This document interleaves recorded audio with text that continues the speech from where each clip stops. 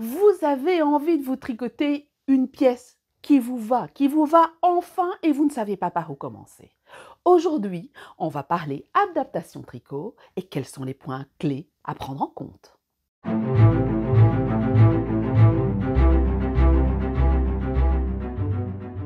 Bonjour à tous, bonjour à toutes. Ici c'est Christelle Nioul, Christelle Elka, designer tricot et ceci n'est pas un podcast. Ce ne sera pas un podcast aujourd'hui. La semaine dernière, je vous avais dit que je vous montrerai Pérégrine. Pérégrine n'arrivera pas. Pérégrine n'est pas là au moment où je filme cette vidéo. Pérégrine arrive la semaine prochaine, donc la vidéo sur Pérégrine sera reportée.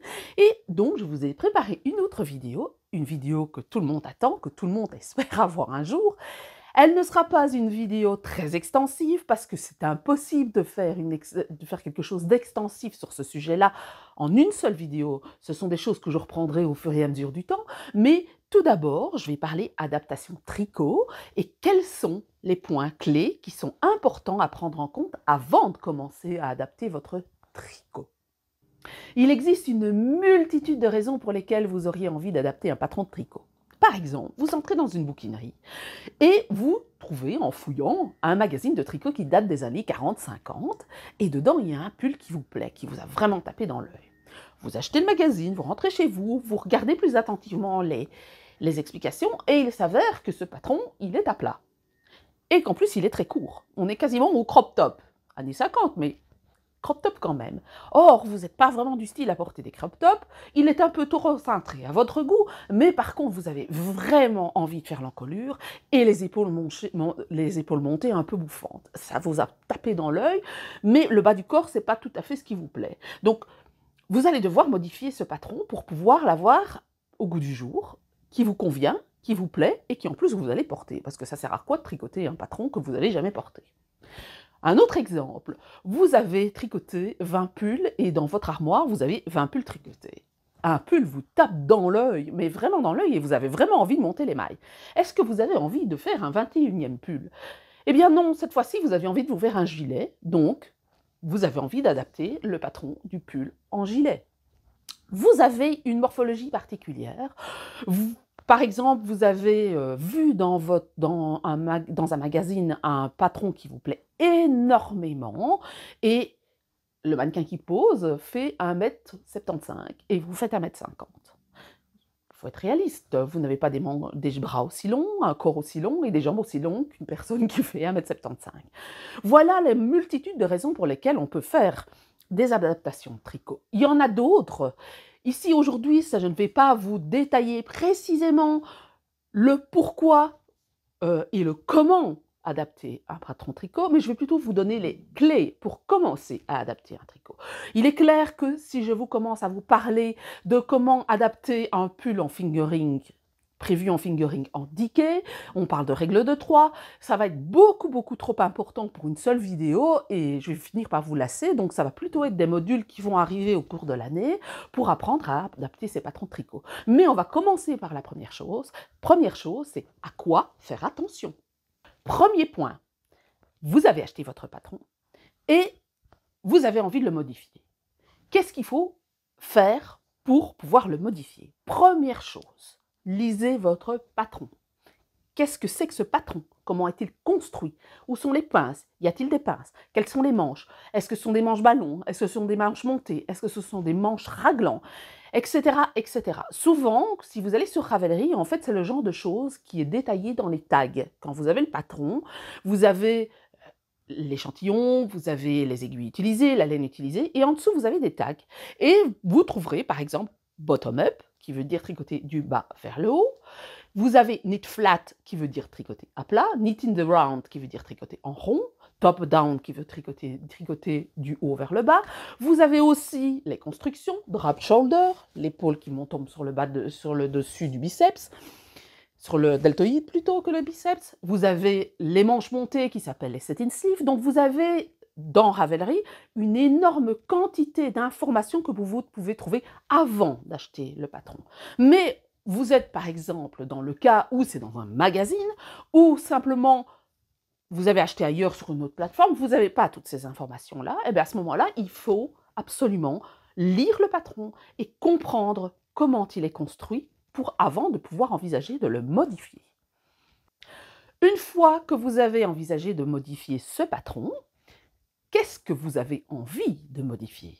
Est-ce que vous avez envie d'allonger les manches? Est-ce que vous avez envie d'ajouter des pinces? De retirer des pinces? Est-ce que vous avez envie de le transformer en gilet? Est-ce que vous avez envie de changer, par exemple, le motif? On a un motif dentelle, par exemple, au niveau de l'empiècement, et vous avez envie de changer ce motif. Donc, non seulement vous devez lire et apprendre comment est construit ce patron, mais aussi vous devez savoir quelles modifications vous avez envie de faire. Si par exemple c'est un patron qui est construit en bottom-up, donc du bas vers le haut, et que vous avez envie de le faire en top-down, parce que vous détestez les bottom-up, il faut réfléchir à ce moment-là à comment vous allez pouvoir adapter ce patron en top-down. Donc, tricoter dans l'autre sens, parce que le bottom-up, c'est du bas vers le haut, et le top-down, c'est du haut vers le bas. Donc, quand vous avez un motif, il ne se lit pas de la même manière. Donc, il y a plein de petites choses à se dire avant de commencer une modification et avant de se lancer tel bille en tête et en disant « moi, je veux modifier et ça ne me plaît pas », c'est qu'est-ce que vous voulez modifier? Si c'est une modification qui est liée à la laine, c'est important de se poser les bonnes questions et de faire des étapes préalables avant de commencer à modifier son patron. Si c'est la modification d'un motif de dentelle, il est clair que vous devez vous réfléchir à, par exemple, si c'est sur un empiècement circulaire, vous faites une taille M, il y a 15 répétitions du motif circulaire, vous devez avoir un nombre de mailles qui équivaut à 15 répétitions d'un autre motif ou des répétitions d'un autre motif. Ça me paraît logique parce que sinon vous allez avoir un demi-motif, ça ne va pas être joli.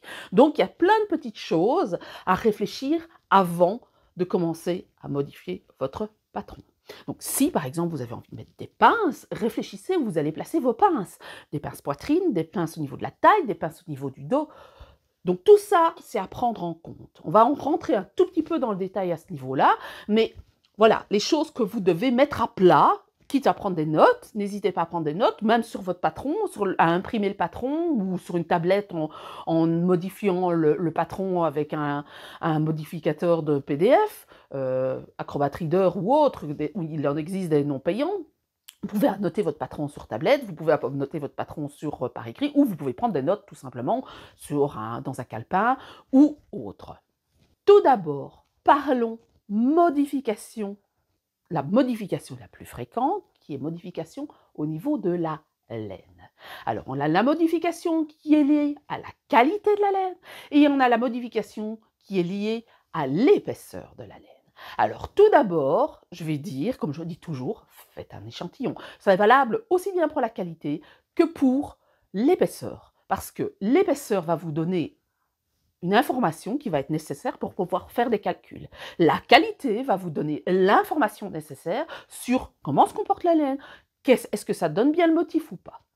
Donc, première chose à faire, c'est de faire un échantillon. Si vous changez la laine, si vous ne prenez pas la même composition, on va pas parler, vous n'êtes pas obligé d'utiliser la même marque de laine que le patron. Je ne sais pas, moi, je vais partir sur une marque de laine basique, Drops par exemple, et vous n'avez pas de Drops et vous voulez faire ça en Rowan ou avec un fil de teinturière.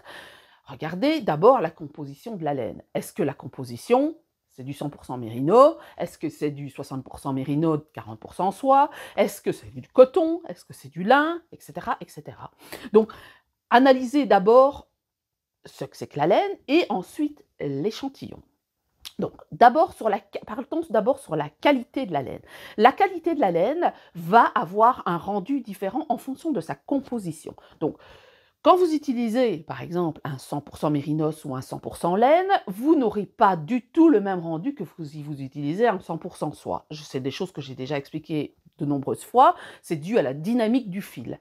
Donc, je vous conseille de faire un échantillon, de laver cet échantillon et de voir ce que ça donne. Si, par exemple, vous avez envie de vous faire un pull avec beaucoup de torsade qui soit très près du corps et que vous avez une quantité pull dans votre stock qui est de 50% alpaga et 50% soie, il est clair que vous n'avez pas à avoir le même résultat que si vous tricotez en 100% mérinos cardé. Donc, c'est important de faire un échantillon, de le laver, de ne pas faire que du jersey. Si par exemple vous faites un motif un pull qui est avec des torsades ou un pull qui est en dentelle, c'est de faire le motif dans l'échantillon. Ainsi, vous verrez, si vous voyez bien le motif, si la couleur de la laine est bien adaptée. Si vous utilisez une variée, est-ce qu'on va pouvoir lire le motif, la torsade ou la dentelle, ou le mosaïque, ou le jacquard. De voir aussi le tombé, est-ce que ça va être très fluide ou est-ce que ça va être moins fluide? Est-ce que le coton va être suffisamment sympa? Est-ce que ça va pas être un peu trop rigide par rapport à ce que vous avez envie d'obtenir comme résultat? Donc, l'échantillon est fondamental, non pas rien que pour calculer le nombre de mailles que vous avez sur 10, mais aussi pour voir un peu ce que ça va donner. Alors, ce sont des étapes que vous apprenez quand vous apprenez à adapter les patrons et que vous avez l'habitude, que vous pouvez facilement passer, et encore, pas toujours, parce que moi je fais encore des échantillons pour voir un peu quel moment le motif va se comporter et comment arranger les couleurs par exemple, ou est-ce que le motif me plaît sur telle couleur ou sur telle laine ou telle laine. Donc même encore maintenant, moi qui design depuis pas mal d'années maintenant, je fais encore des échantillons de couleurs, de motifs, de torsades, de dentelles, pour avoir une idée du rendu. Est-ce que ça me plaît? Est-ce que ça me plaît pas? Est-ce que je ne devrais pas changer ça? Est-ce que ça c'est suffisamment visible? Voilà, donc ça fait partie du processus de l'adaptation. Apprendre à adapter ses patrons, c'est la première étape pour apprendre à créer ses propres patrons. Donc, on apprend d'abord à se fier sur des instructions stricto sensu, et puis après vous allez vous aventurer à commencer à dire bon ben moi je veux changer la longueur des manches, je veux changer la longueur du corps, j'ai envie de faire un gilet, j'ai envie de mettre des pinces là, etc., etc. Et puis après, rien ne vous empêche de vous lancer carrément dans le design d'un patron en reprenant le squelette par exemple d'un designer et disant ben moi ce motif là ne me plaît pas, là j'ai envie de manche bouffante, là j'ai envie d'une manche montée, là j'ai envie de côte comme ça, et c'est comme ça qu'on construit, qu'on apprend à designer, parce que le métier de designer textile, même s'il existe des formations d'art textile aux Beaux-Arts, il existe une année de formation textile maille, c'est absolument pas la même chose du tout. On crée des choses, mais c'est absolument pas la même chose que quelqu'un qui design et qui crée des patrons de tricot. Le processus n'est pas le même. Donc, il n'existe pas de formation sur ce sujet-là.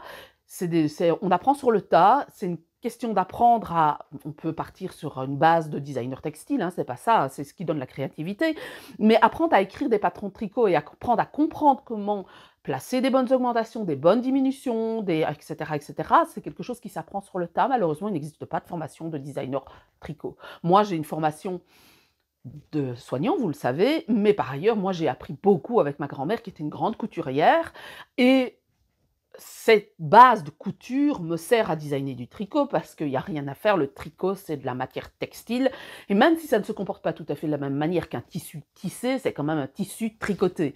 Donc je sais où placer les pinces, je sais comment placer des modifications parce que j'ai appris ça de manière sur le tas, j'ai pas de diplôme, mais j'ai appris ça avec quelqu'un qui cousait énormément, qui tricotait énormément.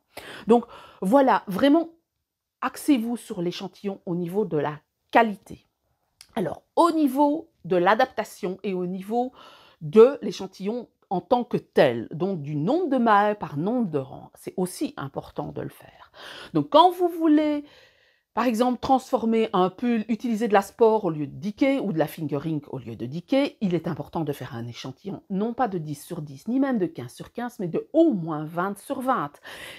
Au moins, en rond si possible, si vous tricotez en rond, à plat si vous tricotez à plat, pour pouvoir avoir une idée du nombre de mailles sur le nombre de rangs. J'ai fait toute une vidéo extensive sur l'échantillon. Je ne vais pas répéter ce que j'ai déjà dit, parce que c'est la base même de l'adaptation de patron. Donc, apprendre à faire un échantillon correctement, apprendre à choisir sa laine correctement, apprendre à faire une règle de 3, parce que par exemple, si vous avez un échantillon en fingering qui fait du 24, dans le patron on vous demande du 24, alors déjà 24 en fingering ça veut dire que c'est légèrement dégaugé, ça veut dire que le tissu va être fluide, c'est déjà un indice, si c'est 26, 28, ça va être plus serré, et que vous avez une diquet qui fait du 20 mailles, donc vous avez 24 mailles pour 10 cm, si vous avez 240 mailles pour un tour de poitrine de 100 cm, si vous avez 200 mailles, si vous faites 240 mailles en diquet, il est clair que vous n'aurez pas 100 cm. Vous aurez beaucoup plus que 100 cm, puisque vous avez moins de mailles pour le même tour de poitrine. Donc, Ça, c'est quelque chose à apprendre. Je ferai une vidéo sur comment calculer le changement de laine, le changement de laine, d'épaisseur de laine, pour apprendre à adapter un patron en fingering et un patron en decay. Alors là, il faudra changer le nombre de mailles et peut-être prendre une taille plus petite. Quand vous avez de la chance dans le cas de certains patrons, il suffit par exemple, vous faites un L, et bien vous faites un S en decay et ça tombera juste. Par contre, si on tient en compte la hauteur d'emmanchure, il est clair que votre hauteur d'emmanchure, si vous faites un L, n'est pas la même que quand vous faites un S. Donc, il faudra prendre en compte certaines mesures. Je ne vais pas rentrer dans le détail, ce sera une vidéo rien que sur ce sujet-là. Voilà pour la laine, quand on veut changer, dans le cas où on veut changer et adapter un patron en fonction de la laine qu'on a en stock, par exemple. Ensuite, vous avez envie de changer le style du patron. Tout d'abord, le style, on passe le plus simple, c'est de passer du bottom-up au top-down. Donc, comment faire de passer du bottom-up au top-down? Il faut savoir que, par exemple, si vous avez un dessin, un diagramme, que le motif, le pull, par exemple, est un pull avec de la torsade, que vous tricotez en rond, même bas vers le haut, il faut savoir que vous allez lire votre diagramme de la droite vers la gauche, toujours de la droite vers la gauche. Rang 1, de la droite vers la gauche. Rang 2, de la droite vers la gauche. Si vous et du bas vers le haut. Si vous tricotez en top-down, votre motif, si c'est un motif d'une torsade qui s'évase par exemple du bas vers le haut, si vous faites ça en top-down et que vous n'inversez pas le sens de votre diagramme, vous allez avoir le torsade qui va s'évaser du haut vers le bas. Donc qu'est-ce qu'il faut faire? Et c'est tout con, c'est retourner le diagramme, donc le lire du haut vers le bas et faire vraiment une rotation de 180 degrés dans l'autre sens, donc de manière verticale. Donc vous allez retourner, donc mettre la tête du diagramme à la place du bas et le bas à la tête du diagramme. Donc c'est tout simple en fait. Pour lire votre diagramme, vous avez simplement à inverser. Alors, quelquefois c'est un peu compliqué parce que quand on a des augmentations, ces augmentations, ça ne devient plus des augmentations, ça devient des diminutions parfois. Et il faut apprendre à jouer avec, par exemple, une diminution orientée dans un tel sens, elle va être orientée dans l'autre, par exemple, parce que sinon le motif ne va pas ressembler. Donc, pour des torsades, c'est relativement simple, mais pour de la dentelle, c'est un tout petit peu plus complexe, donc il faut apprendre à lire le diagramme. Et j'ai fait une vidéo sur la lecture du diagramme, apprendre à lire le diagramme, à comprendre comment fonctionne le diagramme. Est-ce que j'ai en fait un motif qui va partir du haut vers le bas et qui va aller en s'évasant? Et donc, forcément, si je veux inverser, il faudra inverser diminution et augmentation, ou est-ce que c'est un motif tout simple qui nécessite juste une bascule du motif et point final. Donc, quand il s'agit du bottom-up vers du top-down, c'est relativement simple. Pour les diagrammes, c'est un tout petit peu plus complexe, mais ce n'est pas inabordable non plus. Maintenant, dans les modifications et le changement de style, vous pouvez avoir envie, par exemple, de donner un style et de dire, eh bien moi, j'ai envie d'ajouter des pinces parce que j'ai envie de marquer la taille. Alors là, il faut apprendre à savoir comment se font des pinces. Alors les pinces, il y a des pinces poitrine, et il y a des pinces au niveau de la taille, et il y a des pinces au niveau du fessier. Il peut y avoir des pinces qui sont différentes en fonction de la morphologie, je vais en parler un petit peu par la suite. Et ces pinces, elles se font soit en rang raccourci, soit avec des diminutions et des augmentations. J'ai un exemple ici. Par exemple, je vous montre, ça c'est un pull que j'ai designé pour le magazine Slow d'il y a je ne sais plus combien de temps. Eh bien, j'ai fait quelques diminutions ici. Voilà, des augmentations et des diminutions ici. Pour pouvoir marquer, je ne sais pas si on les voit vraiment, là, ce sont des augmentations, non, des diminutions. Ici, j'ai fait des diminutions parce qu'en fait, je voulais avoir un effet cintré vers le bas du corps. Comme c'est un pull qui ne va pas qui va jusqu'à la tête de la hanche, je voulais un effet un peu cintré. Donc, j'ai joué avec des diminutions pour pouvoir jouer sur cet effet cintré. Si vous n'avez pas envie de ça du tout, ben vous n'en mettez pas des diminutions. Donc voilà les modifications que vous pouvez adapter. Vous avez peut-être envie aussi de simplement dire, ben moi ce motif-là, ce pull-là, il me plaît, mais j'ai envie de faire des manches courtes. Eh bien, vous faites des manches courtes, tout simplement. Vous apprenez à dire, ben voilà, sur la manche, eh ben la manche, elle fait autant de large au-dessus. Vous savez que quand on a un bras, il est plus large ici qu'il n'est là. Donc on va établir des diminutions en fonction de la manche. Quand on fait une manche ballon, on la fait relativement droite et puis on resserre tout au niveau du poignet. Mais dans le cas d'une manche classique, eh bien, on va répartir toutes les diminutions sur la longueur de la manche. Eh bien, si vous faites quelque chose qui va arriver jusqu'ici, par exemple, il est clair que vous n'avez pas besoin du nombre de diminutions qui est ici, puisque forcément le tour de bras sera plus large ici que là. Donc, ça vaut peut-être la peine d'ajouter des diminutions ou d'en retirer et de voir un peu ce que vous pouvez faire comme bord-côte pour resserrer la manche. Donc voilà une des adaptations possibles. Vous pouvez aussi avoir envie d'allonger le corps. Alors comment allonger le corps? Moi, par exemple, dans mes patrons, je mets tricoter jusqu'à X centimètres ou tricoter par exemple jusqu'à 42 cm la longueur du corps. Mais si vous avez envie de passer, vous avez un plus petit corps, ou vous êtes plus petite, ou vous avez un plus grand corps, eh bien tout simplement, je mets tricoter en jersey jusqu'à X centimètres moins, jusqu'à la longueur désirée, moins X centimètres, parce que c'est au général le bord-côte. Donc ça vous permet de vous dire, voilà, moi je veux ça plutôt en dessous des fesses, donc je dois ajouter autant de centimètres. C'est pas compliqué en général, ça c'est vraiment pas compliqué. Vous regardez souvent dans les patrons designés bien, enfin bien designés, bien écrits, vous avez un schéma à la fin du patron qui vous permet de mesurer la longueur, de savoir un peu combien vous aurez de longueur entre le dessous de bras et la fin du bord-côte du pull, et vous saurez si ça vous convient ou pas. Une des manières de savoir si ça vous convient ou pas, c'est de prendre votre pull préféré, la longueur que vous préférez, vous mesurez du dessous de bras à votre hanche, et de la hauteur ici jusqu'au bas des côtes, et vous saurez la longueur du pull qui vous convient. C'est une des manières de pouvoir se dire ça me convient. Parce qu'en tant que designer, il existe une multitude de morphologies, une multitude de personnes avec des morphologies différentes. Il est clair qu'il n'est pas possible de pouvoir prendre en compte toutes les modifications différentes, tous les types de formes, et on se base sur des tableaux qui sont des tableaux standards. Donc on a des mesures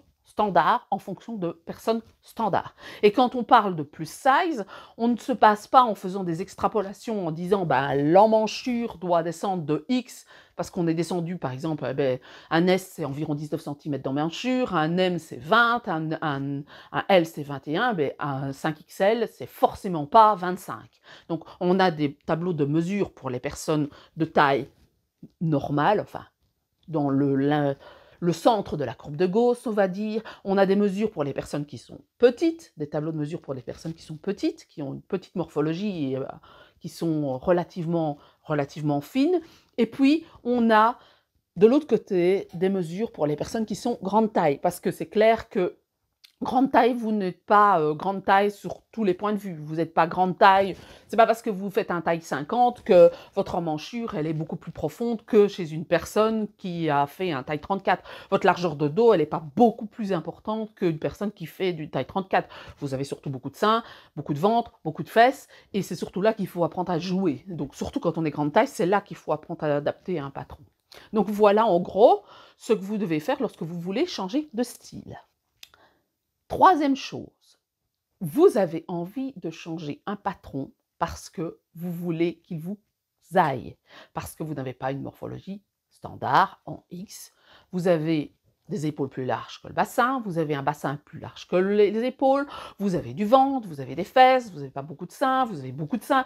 Ça, c'est multiple et variable, c'est ce qui fait l'humain, en fait, tout simplement, parce qu'on n'est pas tous identiques, forcément, et déjà, en tant que personne, on n'est pas symétrique, notre face gauche et notre face droite n'est pas identique, notre jambe gauche, notre jambe droite n'est pas identique, notre sein gauche, notre sein droit n'est pas identique, donc on n'est déjà pas symétrique en tant qu'une seule personne. Vous pensez bien que vous ne retrouverez probablement pas une deuxième personne, ou une troisième personne, ou une quatrième personne qui est identique à vous.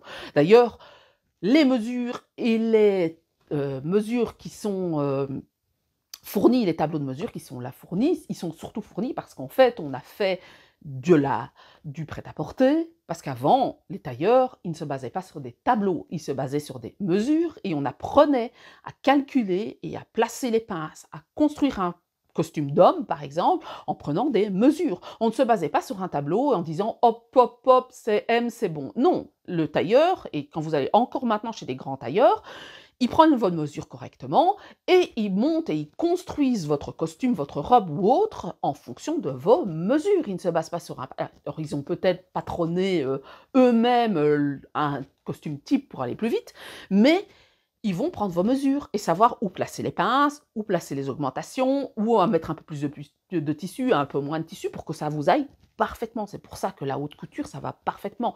Et encore, bon, ça va parfaitement aux filles qui présentent, mais bon, la haute couture, c'est vraiment, on construit le pull, on construit le costume, on construit la robe sur la personne. On ne fait pas du standard. C'est le prêt-à-porter qui a fait qu'on a standardisé. Et pour les patrons de tricot, forcément, on a été obligé de standardiser. Et encore, quand on retrouve certains patrons de tricot des années 40, en fait, vous aviez des mesures.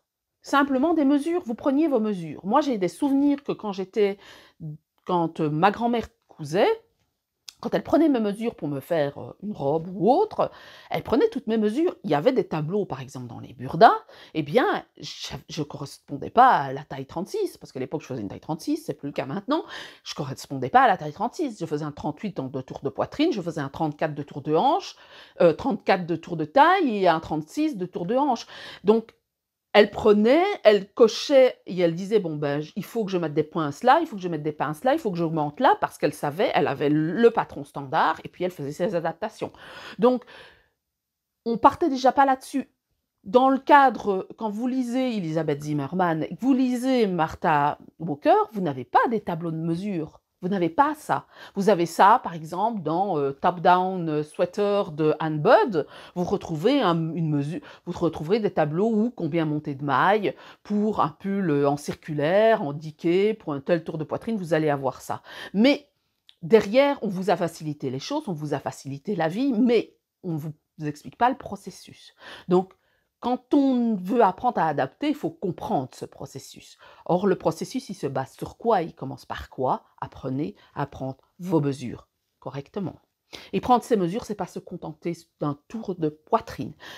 Le tour de poitrine, il est différent en fonction des personnes. Et si vous ne faites pas un taille B, un bonnet B ou un bonnet C, vous n'êtes pas dans le standard. Donc, clairement, quand vous faites comme moi un bonnet E, forcément, ben, c'est clair que si je m'habille avec un taille 48 standard, ça ne va jamais m'aller. Et si ça me va, ça va remonter au-dessus parce que j'ai beaucoup de poitrine et que mon dos n'est pas très large.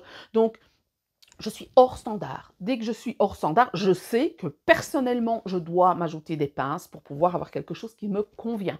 Donc, voilà, parce que je vais devoir apporter plus de matière devant pour éviter justement que ça ne remonte. Parce que si vous n'avez pas assez de matière devant, si vous faites la même largeur de dos que la même largeur de devant, ce qui va se passer, c'est que comme vous avez plus de volume devant que derrière, derrière ça va bien tomber, devant ça va remonter.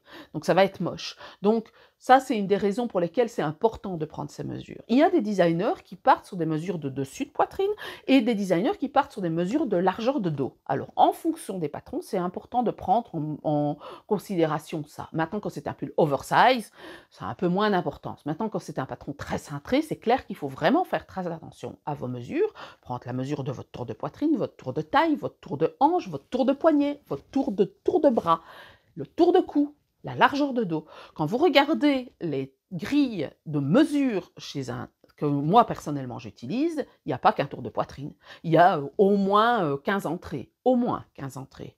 Parce qu'il y a aussi hauteur, largeur de tour de hanche au-dessus, au niveau de la crête iliaque, au niveau du milieu, au niveau du bas du bassin. Ce n'est pas la même taille, ce n'est pas les mêmes mesures. Donc forcément, si vous faites un crop top, vous n'avez pas besoin de la même largeur que lorsque vous faites le bas, au niveau du bas du bassin, au niveau d'où vous sentez vos fémurs.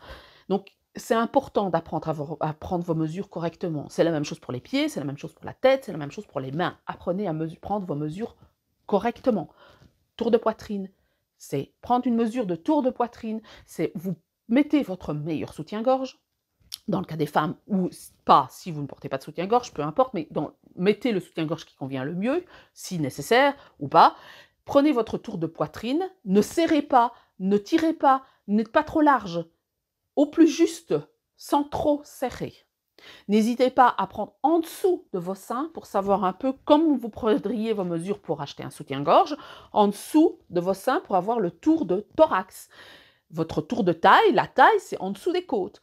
Les hanches, c'est au milieu, Alors, vous prenez 3 mesures et vous faites une moyenne. Donc, si vous vous rendez compte que vous faites 105 et puis 106 et puis 102, c'est que vous n'avez pas mesuré au même endroit et vous faites une moyenne. Donc, voilà comment on apprend à prendre ces mesures. Le tour de cou, pareil. Ben, le tour de dos, il vous faut de l'aide forcément. Donc, apprenez vraiment à prendre vos mesures pour pouvoir adapter votre patron. Donc, vous avez votre patron, vous avez pris vos mesures, vous regardez, vous ouvrez le patron, vous allez sur le schéma et vous dites, voilà, ce patron, je vais voir sur Ravelry ou je vais voir ailleurs, il tombe comme ça. Ce patron n'est pas un oversize, par exemple. Est-ce qu'il y a des personnes qui ont la même morphologie que moi? Déjà, c'est une chose que vous pouvez chercher, c'est savoir si une personne a... C'est l'avantage de Ravelry, en fait, c'est que ça vous apporte énormément d'informations sur le patron, mais aussi sur les personnes qui ont tricoté ce patron. Est-ce qu'il y a des personnes qui ont la même morphologie que moi qui ont tricoté ce patron? Et quelles sont leurs remarques? Comment est-ce que ça tombe? Est-ce qu'elles ont les mêmes 5 mois, le même tour de poitrine, les mêmes ventres que moi, les mêmes tours de hanches? Est-ce qu'elles ont un long buste comme moi, un petit buste? Donc apprenez à regarder un peu comment se comporte la pièce tricotée sur la personne. Et vous allez vous rendre compte que peut-être que le patron n'est pas adaptable pour vous, ou il n'est pas, ça tombe pas bien sur cette personne, ou tout simplement, ben voilà, elle a fait telle modification et vous pouvez partir là-dessus. Donc ça, c'est une manière facile de pouvoir adapter ce patron. Donc vous avez pris vos mesures, vous regardez votre tour de poitrine, mais attention, si vous êtes hors norme, alors je parle de norme en tant que courbe de Gauss, donc un terme neutre et non pas quelque chose de formatif, si vous voulez. Quand je parle hors norme, c'est les populations qui ont plus de seins que d'autres. Si vous êtes hors norme, c'est clair que vous devez vous dire peut-être que je vais devoir ajouter des pinces parce que moi, je ne fais pas un C, mais je fais un D ou je fais un E. Il existe des designers qui ont fait tout ce travail-là. Il existe aussi Amy Herzog qui a fait tout un bouquin qui s'appelle Knit to Flatter pour pouvoir, alors c'est en anglais malheureusement, pour pouvoir apprendre à faire des modifications sur ça. Et fut un temps, elle avait fait un logiciel où il suffisait d'entrer vos coordonnées et elle vous disait, il faut faire telle modification, telle modification, telle modification sur tel patron. Donc vous achetiez le patron X chez elle et puis vous entrez les données dans son logiciel et vous aviez toutes les adaptations nécessaires. Ça ne vous apprend rien. C'est facile, c'est rapide, mais ça ne vous apprend rien. Maintenant, il y a Mélina Ami, qui est in Panda World, qui a beaucoup travaillé sur les différences morphologiques. Voilà, c'est un choix qu'elle avait fait, elle a laissé tomber, pour X ou Y raison, je ne sais pas plus que ça, mais elle apprenait aux gens qui la suivaient, à apprendre à adapter leur patron. Donc, voilà, une des premières choses, c'est apprendre à prendre vos mesures. Donc, par exemple, savoir que si vous avez, moi par exemple, je sais que j'ai beaucoup de poitrine, mais j'ai une taille qui est je fais un taille 48, mais j'ai une taille qui fait entre un 46 et un 44, en fonction de si j'ai fait beaucoup de sport ou pas, si dans les mois précédents j'ai fait beaucoup de sport ou pas. J'ai une taille relativement fine. D'ailleurs, je dois toujours mettre des ceintures parce que je perds tout le temps mes pantalons. Et eh bien, je dois adapter, en fait. Je fais des pinces parce que sinon, ça ne marque pas suffisamment ma taille. J'ai la chance d'avoir une taille relativement fine, donc je veux marquer. Eh bien, je mets des pinces. Et comment est-ce que je mets ces pinces? Eh bien, je m'arrange pour faire des pinces au niveau de la poitrine ici, parce que j'ai une poitrine qui est plus importante que classiquement, qu'une taille 48 classique comme moi. J'ajoute de la matière, en fait. Il faut ajouter de la matière pour pouvoir laisser la place au sein, si vous voulez. Donc, j'ajoute des pinces ici. Et puis, je diminue en dessous, au niveau, enfin, à partir de l'endroit de la base du sein, et je diminue jusqu'aux premières côtes. Donc, c'est une des raisons pour lesquelles, c'est où je place les diminutions. Si vous regardez, par exemple, ici, c'est ce que j'ai fait. Voilà. On voit, c'est ici, c'est ça que j'ai fait. Vous avez cette diminution ici.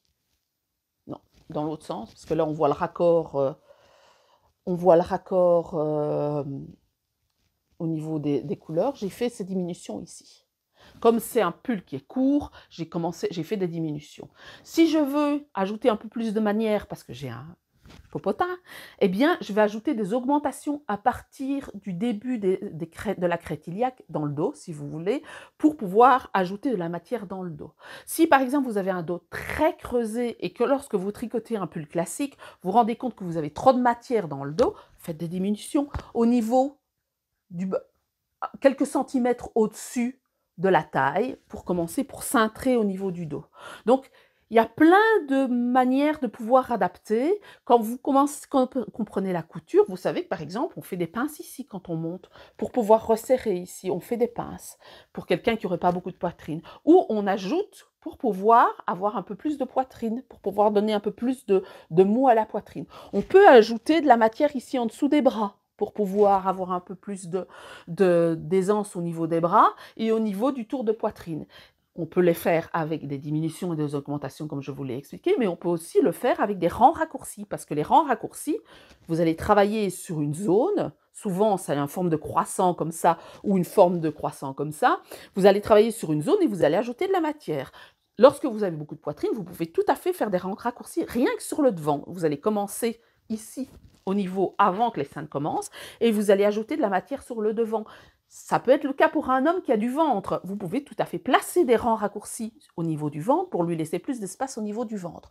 Comme vous pouvez placer des rangs raccourcis en bas, juste avant les côtes, si vous avez un peu de poitrine mais pas trop, et que vous avez peur que votre pull ne remonte devant. C'est vrai que ça va faire ceci devant et pas dans le dos, mais au moins quand vous allez porter votre pull, ça va légèrement remonter votre pull, et donc votre pull, il va paraître être droit quand vous allez le porter, et pas quelque chose qui va remonter. Donc ça, c'est une des raisons, une des modifications que l'on peut faire.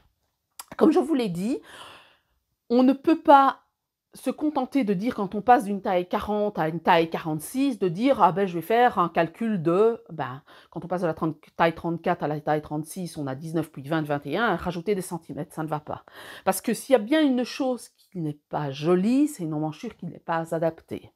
Il faut savoir que quand vous avez une emmanchure, et c'est un peu antagoniste avec ce qu'on pourrait croire, vous devez avoir une certaine aisance au niveau de la manche. Trop peu d'aisance, c'est pas top et ça va pas, mais trop d'aisance, sauf choix volontaire du tricot, comme moi je l'ai fait sur le Rosa Bonheur, mais là c'était un choix volontaire, parce que là c'est même plus une emmanchure, c'est un pull manche sauve-souris, mais quand vous avez une emmanchure beaucoup trop profonde, contrairement à ce qu'on peut croire, cette emmanchure, qu'est-ce qui se passe? C'est que ça va déformer votre tricot. En fait, quand vous allez porter votre pull, il va remonter très vite vers le haut. Parce que plus vous allez avoir de matière ici, plus facilement le tricot va remonter. Par contre, quand vous avez une aisance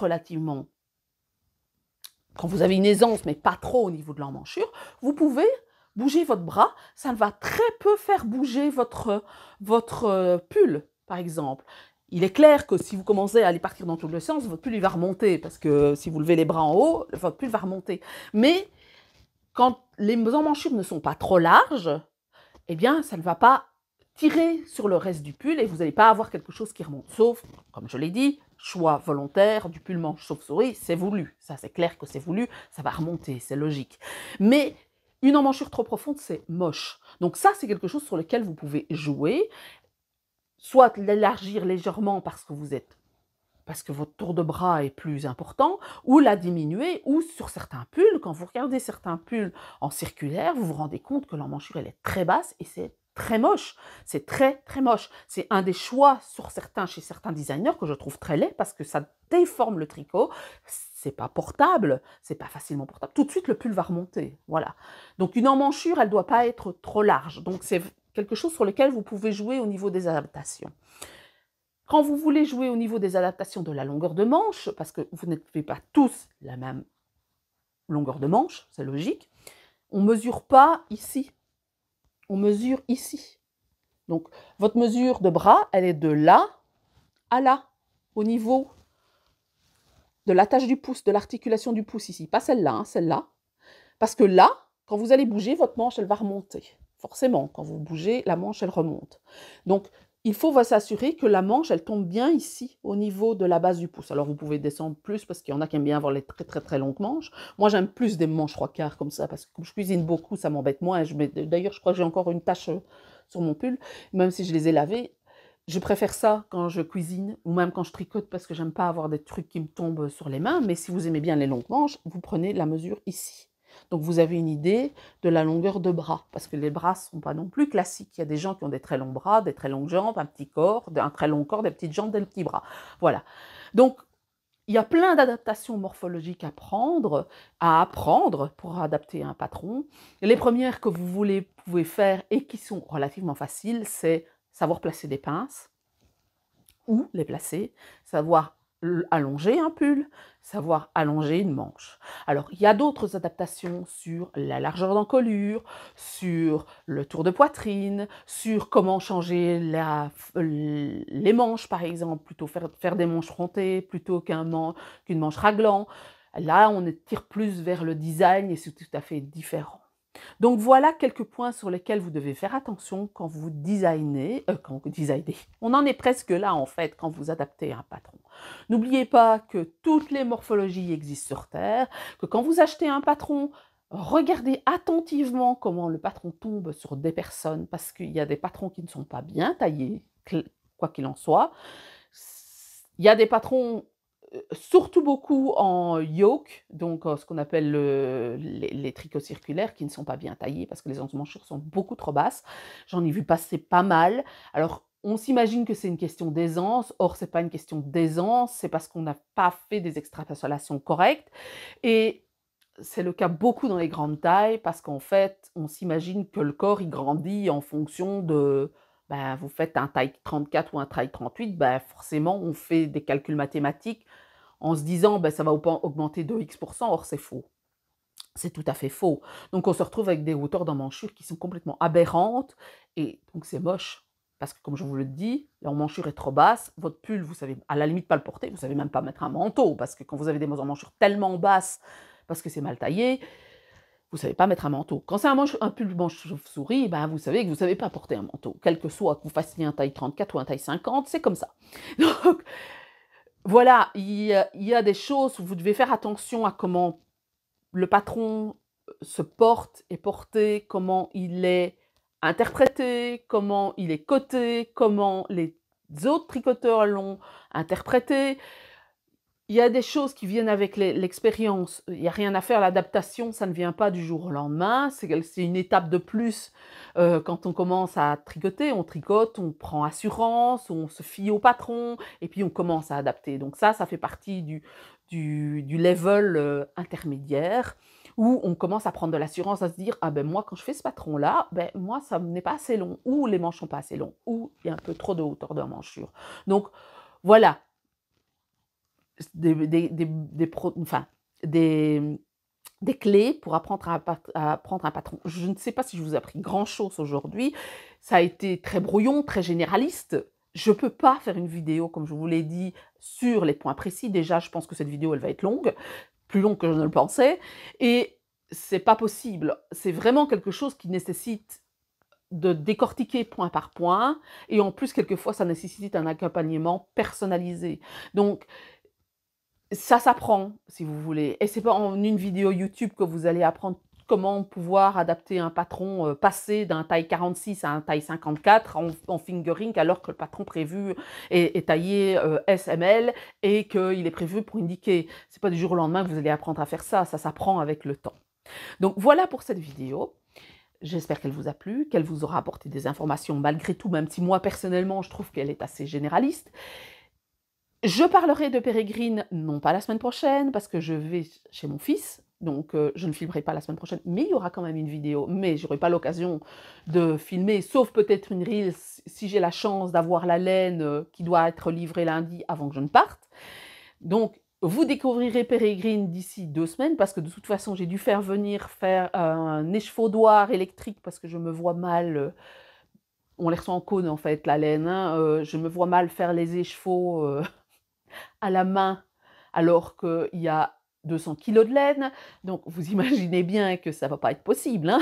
Donc j'ai acheté un échevaudoir qu'on ne trouve qu'aux États-Unis parce que malheureusement c'est quelque chose qu'on ne trouve plus en Europe et qu'on trouve même difficilement aux États-Unis, donc je dois attendre que ça arrive des États-Unis. Ça a été envoyé, je crains la douane, je vous le dis franchement, mais bon bref, je commencerai à mettre ça en écheveau. Je pense que je la mettrai peut-être en ligne avant que vous ne puissiez la découvrir à Malakoff, parce qu'elle sera là à Malakoff. J'aurai un fil Decay, un fil fingering, il y a 3 nouvelles couleurs. Il y a des couleurs que je n'ai pas refaites, mais qui sont toujours disponibles.